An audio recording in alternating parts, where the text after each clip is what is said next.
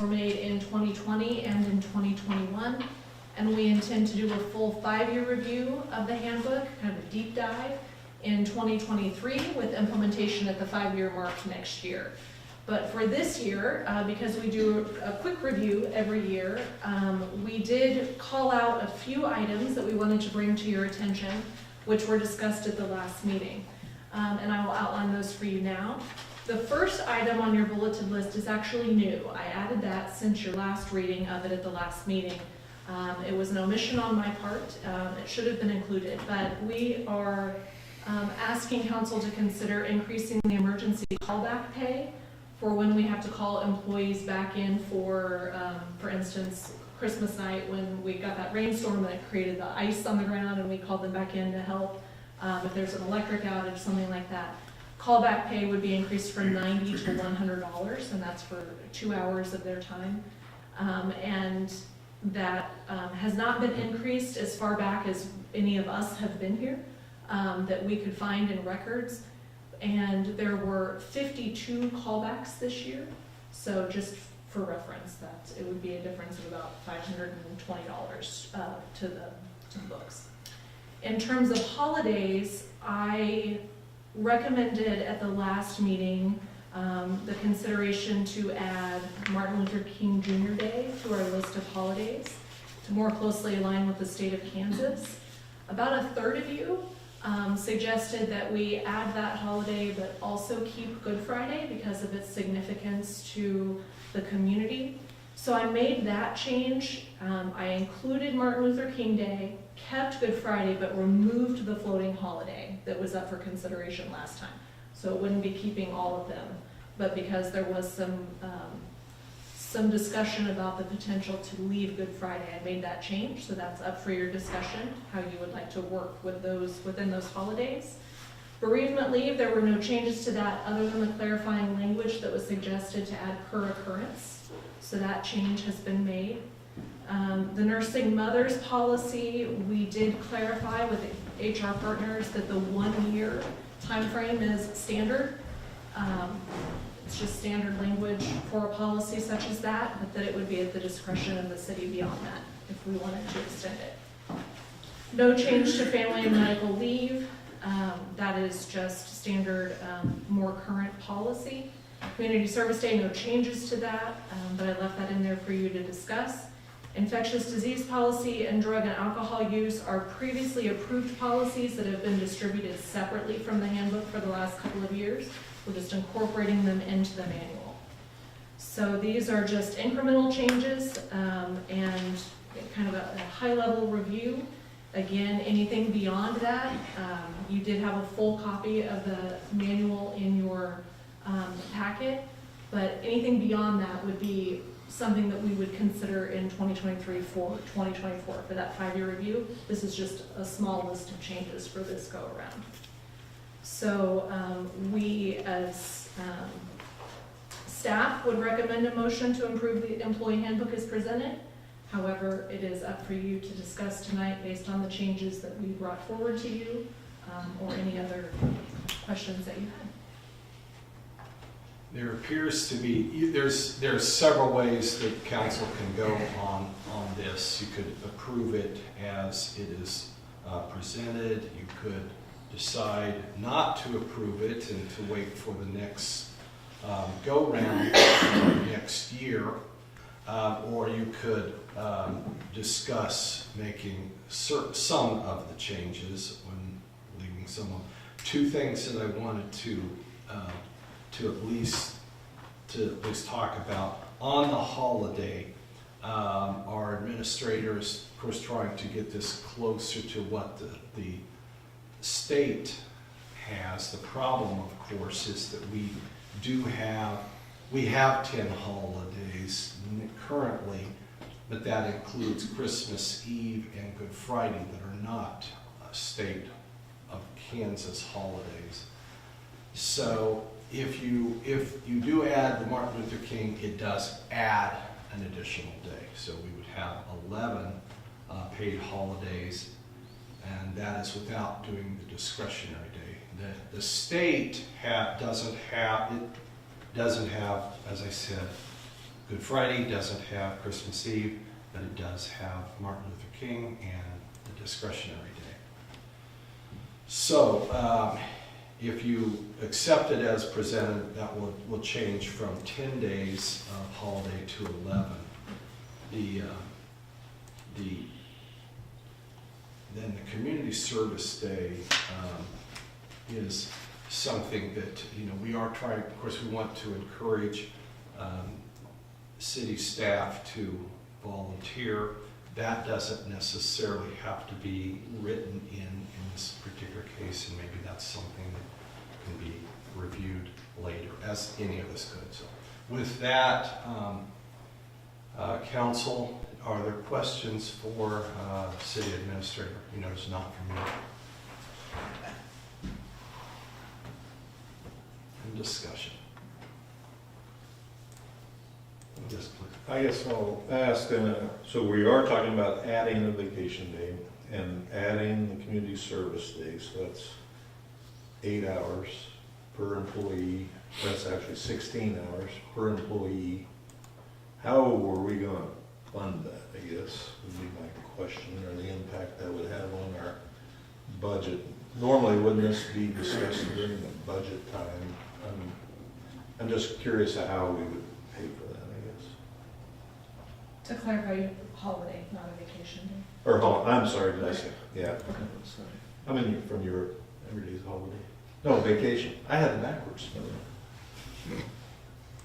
But, am I correct, I mean, it wouldn't create it's gonna have it will presumably result in a loss of productivity, but it doesn't impact the payroll, does it? Because we would have been paying them for that day, they just won't be working it now. There's a cost associated. Well, but whether it's productivity, it's not dollars out of the pocket. I disagree. There's a cost, either overtime, callbacks. If it's another holiday, we have people that work 7 days a week, so that'll be double time on that holiday. There will be a cost. I'm just curious what it will be and how we'll pay for it. That's all. Or how you measure that specifically. The other issue would be the benefit that we get because they get the benefit of the extra holiday. They might be working harder on the days they. Might as well give them 5 then. I actually suggested both too, the Good Friday and the floating day, but I agree with this. This makes more sense. But I'm just curious how we'll pay for it, since it will be a budget item that we haven't discussed with the budget. There will be cost involved with this.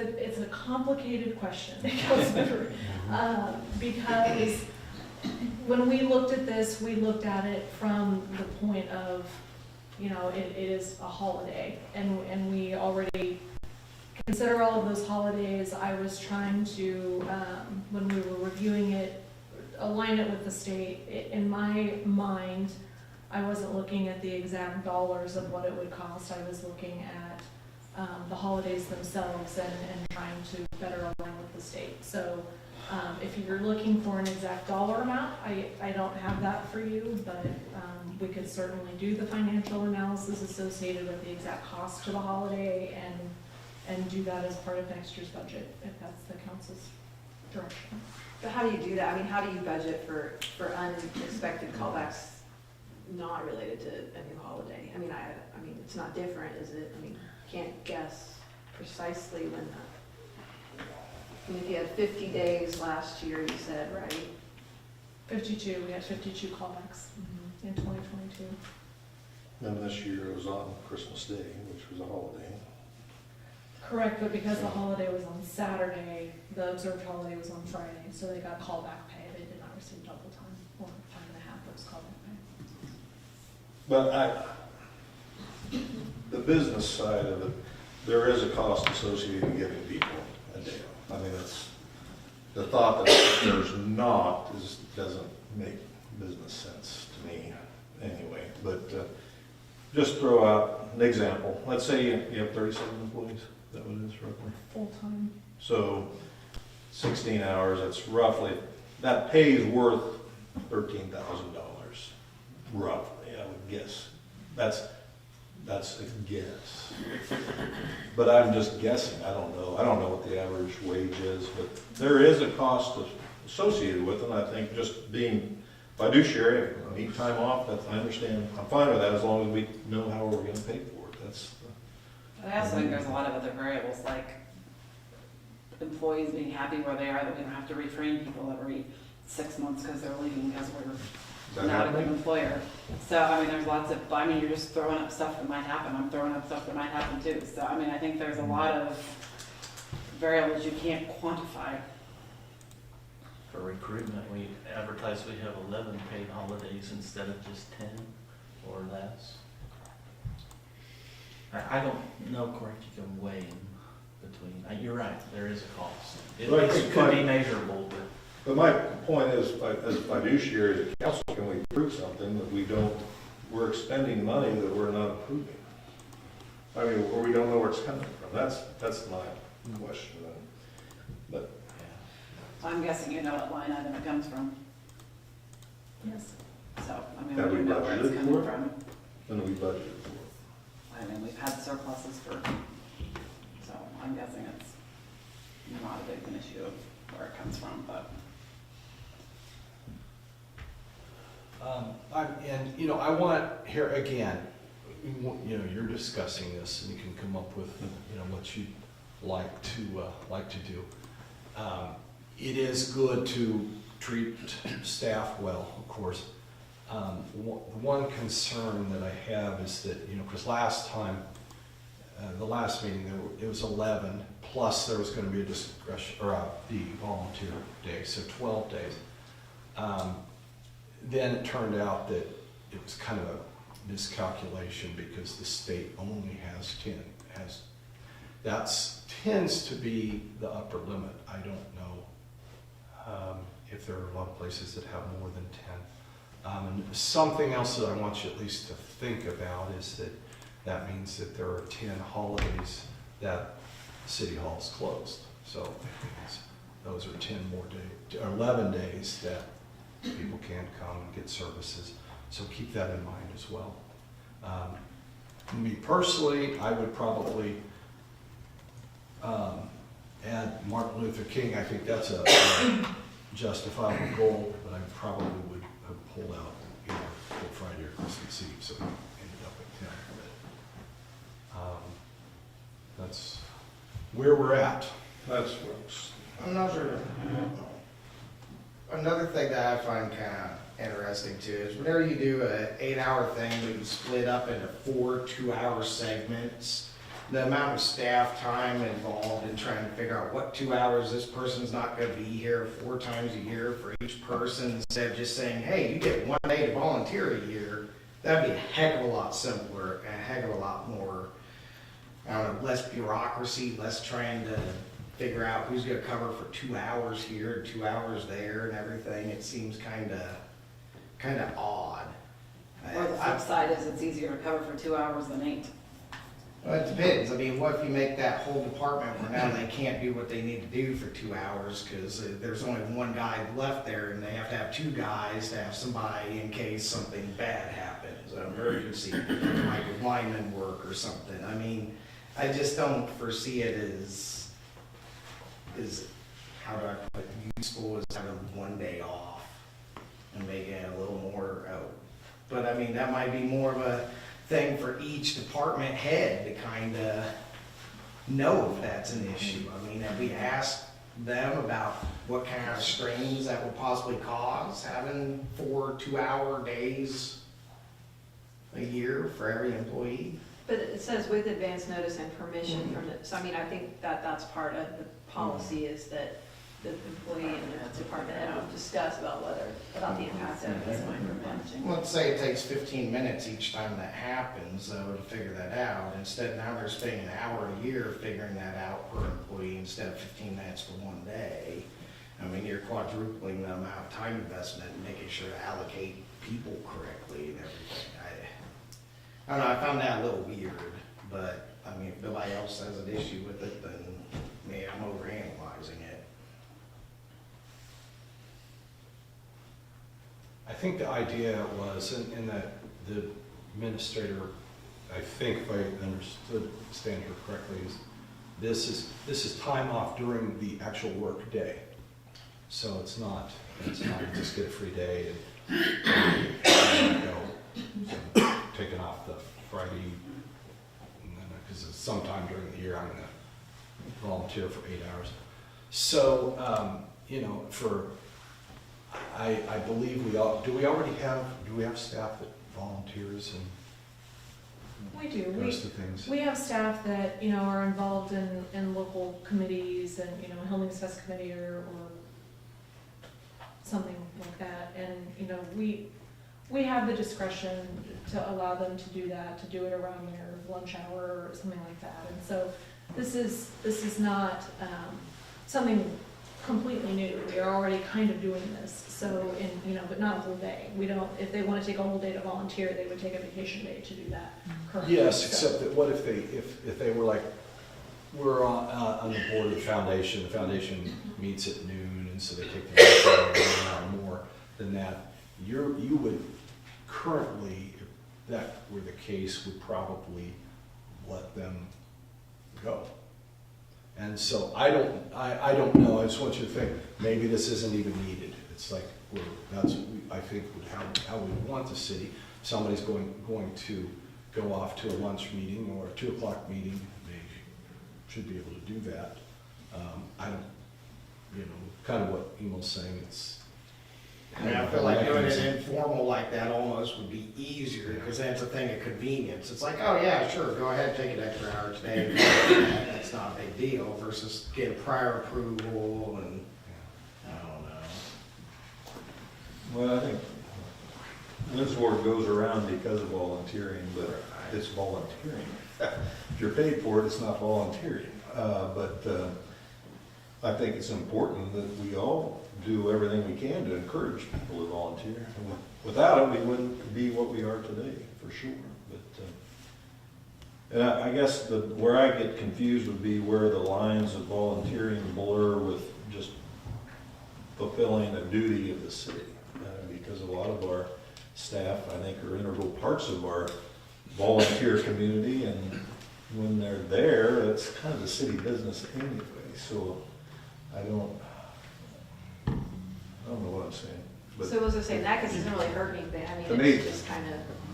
I think it's kind of like we're already doing it, it sounds like, or are we? But there may be some parts of our city employees that would not be part of the volunteer side, I don't know.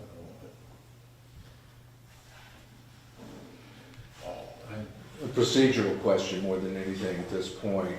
The way you presented this initially, it was as though you were suggesting or encouraging a split motion, or a motion that wouldn't necessarily just be the typical so move kind of thing that we so commonly do. And so I guess my question has to do with presenting the motion, because if we present the motion as it's written, and then there are some Nays.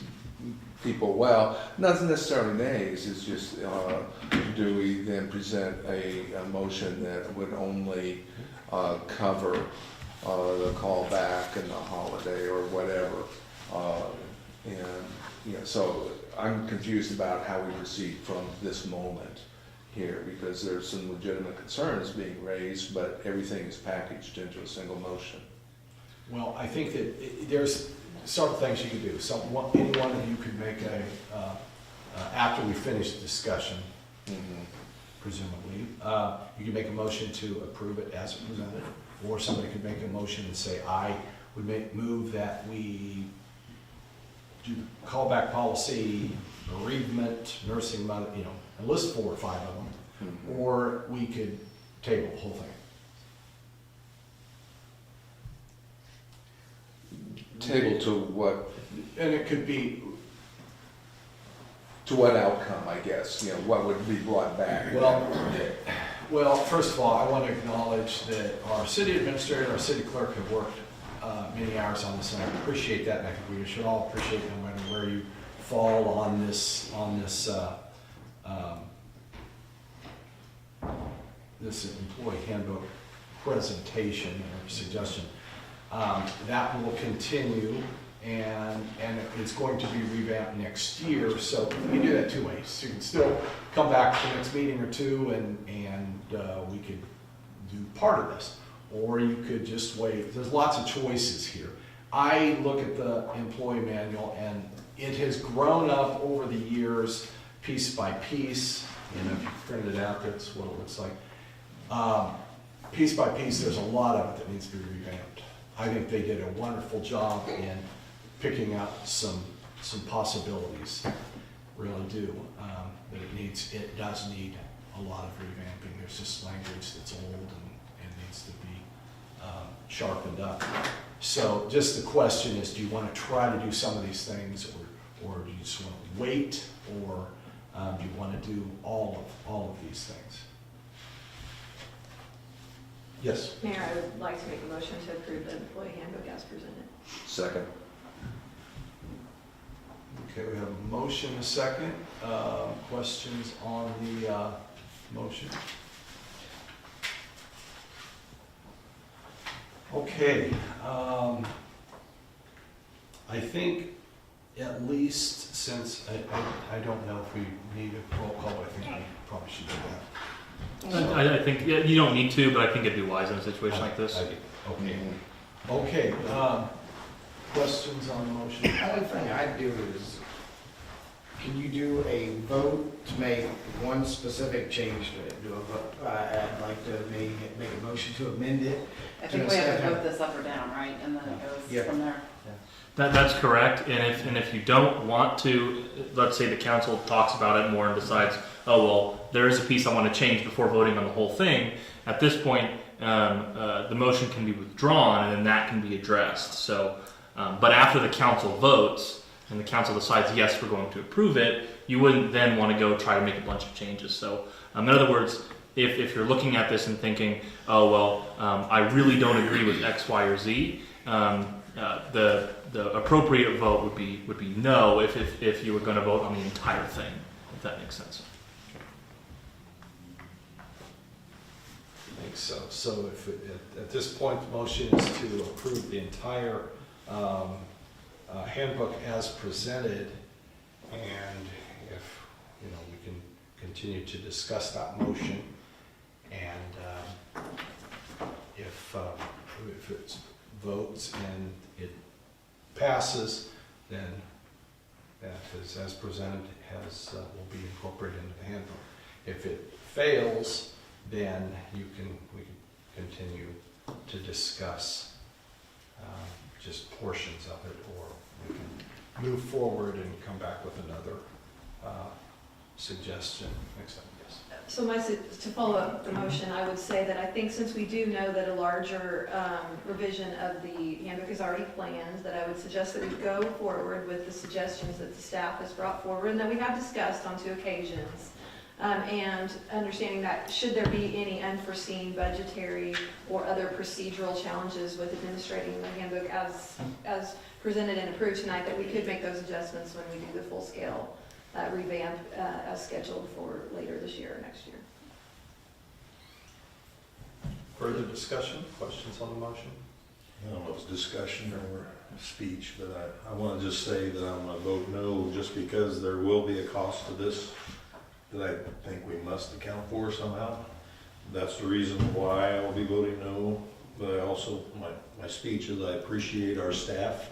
We have a really good staff. I think the town's blessed with them, and we do whatever we can to make them happy and content and want their job with the town, as long as we can figure out how to pay for it. That's why I'll be casting my no vote, but those of you on staff, I just want you to know I do appreciate you, and that's not a reflection of my appreciation.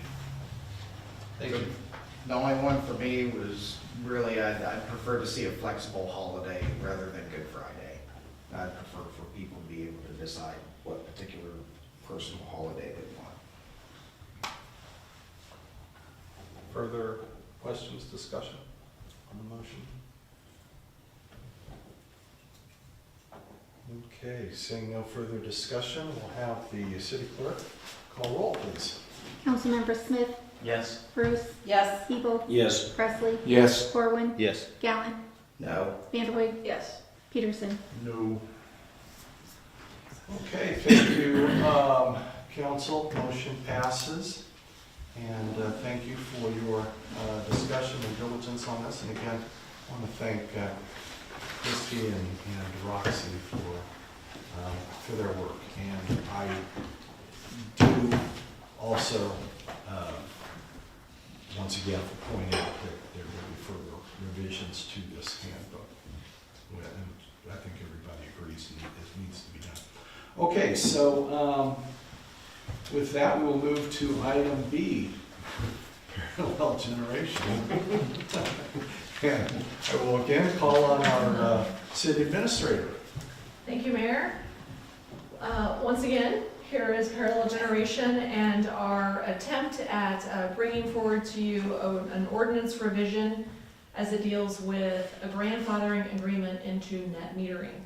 So you have the background before you. We went through this at the last meeting, so I won't read it word for word, but essentially the premise of this is that since the ordinance passed in 2021 and went into effect in 2022, that we have realized that there have been some issues with that, and it's become evident that some customers who made the decision and the investment to purchase their solar systems for their homes and their small businesses have been negatively impacted. So we've done a lot of research, we have talked to a lot of experts, and we have come to an agreement to revise the ordinance, and those revisions are outlined for you in the memo and redlined in your packet. And that for the 5 owners that represent 10 properties that made these decisions, the investment, and had these installed and operating before the ordinance went into effect in July, they would be offered the opportunity to grandfather into net metering in terms of their billing. We have, since the last meeting, since the last council meeting, we have visited with the owners of 7 of these properties, and they have expressed their support for the idea to grandfather back into net metering. We provided them with the data that they could use to help them determine if that was a better option for them, with the understanding of that it had not passed yet, but they wanted to better understand the financial impacts to them. So if you were to move forward with this evening, we would meet with the rest of those residents and provide them with that data to help them better understand how this would impact them and give them the option to sign the grandfathering agreement, which would then go into effect 30 days from now. So in reviewing this and in looking at the ordinance, I would like to keep you, to the extent possible, focused on the net metering portion of this. It's very big. It's a big topic. It's very complicated. And as the mayor and I have discussed, you know, we're in this every day for hours, and we talk to the folks that are much smarter than us about it, and we sometimes still don't understand it. And so for you to have limited exposure to it at these meetings, I understand there are lots of questions and that it's very complicated. So in terms of the rate structure and the classes and the fine-tuning of the ordinance, you know, maybe down the road that's something we need to do. Maybe not, but tonight we're looking at the actual net metering portion of it, and does it make sense for those property owners to be given the option to grandfather into net metering because they made those decisions with information that they had under a previous ordinance. So that is what is before you this evening.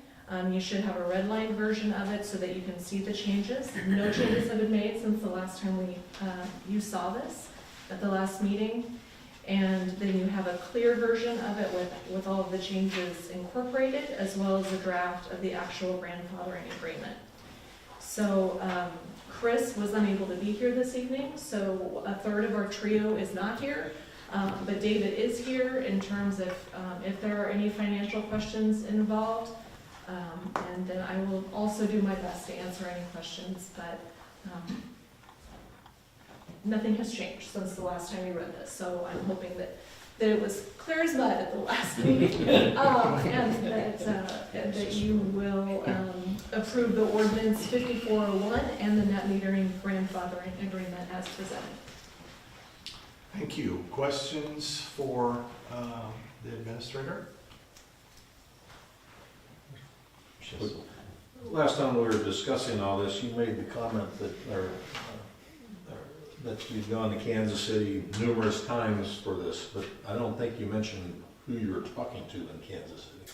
That would be the folks at KMEA, Kansas Municipal Energy Agency. We have met with them in terms of the wording of the ordinance, the financial impact, the statutes, and how all of this works into that. They have helped us review the rate study that was done a few years ago. So those ongoing meetings have been, and each time we go, we dive a little deeper into the ordinances and the statutes. And because they are familiar with all of the other cities around Kansas that are dealing with these same issues, they're able to help us with some of that information as well. Okay. Further questions? The last meeting we had a number of individuals here that spoke about this in their hope that we would do the right thing. And so we presented them with some information. They feel better about options that they'll have going forward based on the information we gave them. Is that? Yes, the two that were here at the last meeting were in support of making the change, and then we have then had several meetings in between the two council meetings with other owners as well. So 7 of the 10 have expressed support. Thank you. Short answer, yes. Further questions? It's clarifying language. Okay, and I think that our administrator's done a very nice job of limiting this. This is a very narrow question. And so we will. You know, I appreciate that. It's very complicated, I understand. So, okay, thank you, Christy. So, council, is there a motion to approve ordinance number 5401? So moved. Second. We have a motion and a second. Is there discussion on the motion? I'm just sad that there isn't some kind of common sense solution that makes it where it's beneficial to everybody going forward. It seems like the state likes to make it nigh impossible to work for average people. I think in time it'll get better. I We'll hope let adopt other ordinances down the road. Okay, Goes to Topeka. we will, with that, we have a motion on the table. Have our city clerk call roll, please. Councilmembers Gallant, Yes. Vanderwig, Yes. Peterson, Yes. Corwin, Yes. Presley, Yes. Ebel, Yes. Bruce, Yes. Smith. Yes.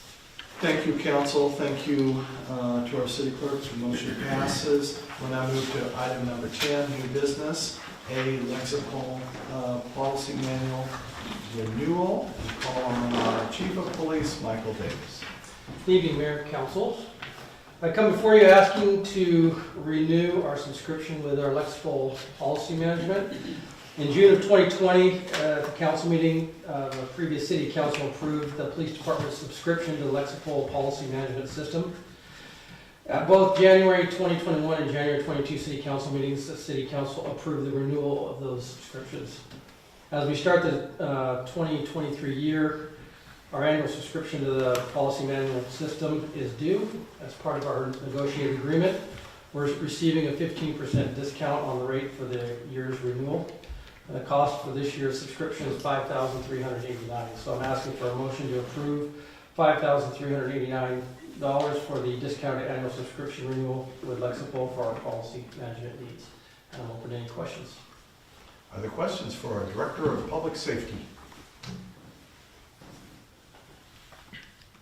Seeing no questions, thank you, Chief. Thank you. Council, is there a motion to approve $5,389 for the discounted annual subscription? So moved. We have a motion. Second. We have a motion, a second. Discussion on the motion?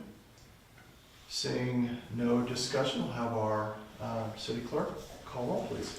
Councilmember Steele, Yes. Presley, Yes. Corwin, Yes. Gallant, Yes. Vanderway, Yes. Peterson, Yes.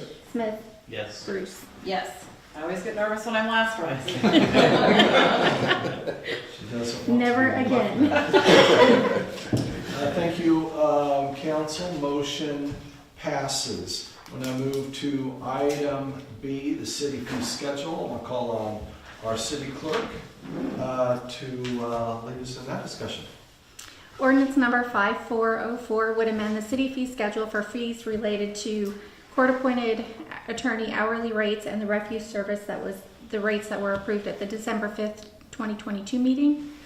The changes that you've received have been redlined and then highlighted, and we would be increasing the court-appointed attorney fee from $75 to $100, and then it would also reflect the changes for the refuse from the December 5th meeting. So we are looking for a motion to approve ordinance number 5404, amending the city fee schedule for 2023. So, Are there questions for our city clerk? Seeing no questions, is there a motion? We have a motion. Is there a second? Second. We have a motion and a second. Any questions on the motion? Seeing no questions, we will have our city clerk call roll, please. Councilmembers Peterson, Yes. Vanderway, Yes. Gallant, Yes. Corwin, Yes. Presley, Yes. Steele, Yes. Bruce, Yes. Smith. yes. Thank you, council. Motion passes. We'll now turn our attention to new business item C, KMIT workers' compensation renewal, and I will call on David Hay, our finance manager. Good evening, Mayor. Good evening, Council. So before you is a renewal quote from Kansas Municipal Insurance Trust for the city's 2023 workers' comp insurance. The quote is based off of estimated payroll for 2023.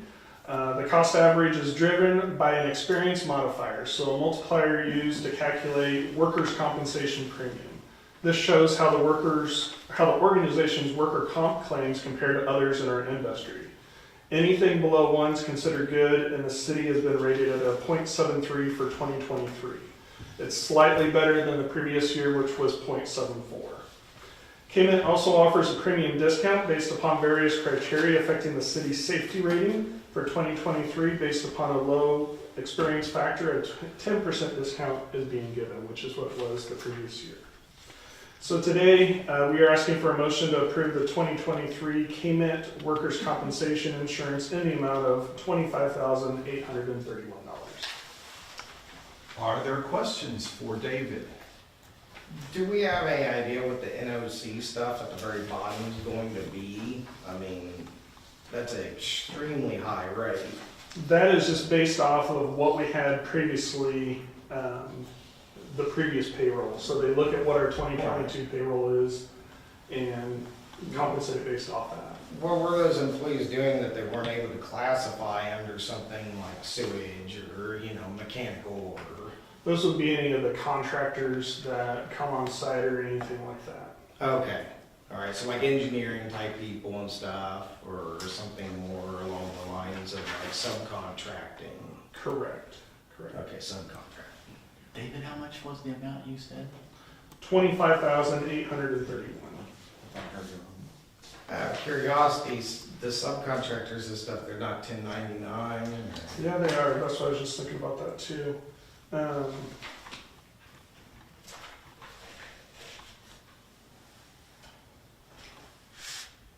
mean, by all means, if I've got your attention, you're looking into it, obviously if we don't pay that, we classify it before, the end of the year, they'll credit us back, so it's not an issue to approve this or anything, but it'd be nice to find out where there's potentially some savings on that. Yeah.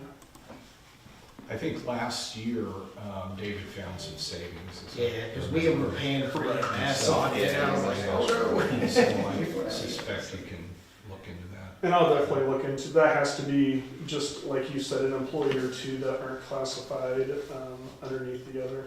Right. Throw them under something. Further questions for David? Question, just a comment.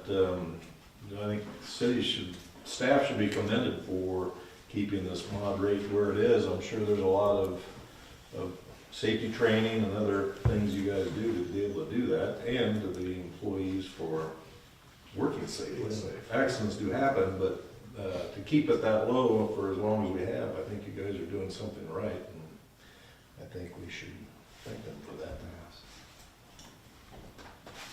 It's not always easy. I'm knocking on wood. Thank you. We do appreciate that. Further questions of David? This is where I think last year, I'm going to point it out again, we get a bargain, the whole city council members and the mayor is $15. That's almost insulting. Clearly, they don't look very deeply, do they? Thank you, David. Thank you.